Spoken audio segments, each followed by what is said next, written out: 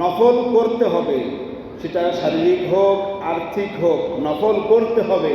তবে নফল করার চেয়ে হারাম বর্জন করা উত্তম না অনুত্তম? তাহলে আমাকে আপনাকে আগে হারাম ছাড়তে হবে। প্রয়োজন হয় নফল যদি নাও করতে পারি, কোনো সমস্যা নাই। পীর সাহেবের দরবারে প্রতি মাসে 3 দিন দেওয়া সহজ, 2 ওরসে দেওয়া সহজ, হারাম ছাড়া কঠিন। কথা মিথ্যে বললাম? 3 দিন দেওয়া সহজ, 1 চিল্লা দেওয়া সহজ, 3 চিল্লা দেওয়া সহজ, 1 ছাল লাগানো সহজ, হারাম ছাড়া কঠিন। কি বললাম, ঠিক কিনা?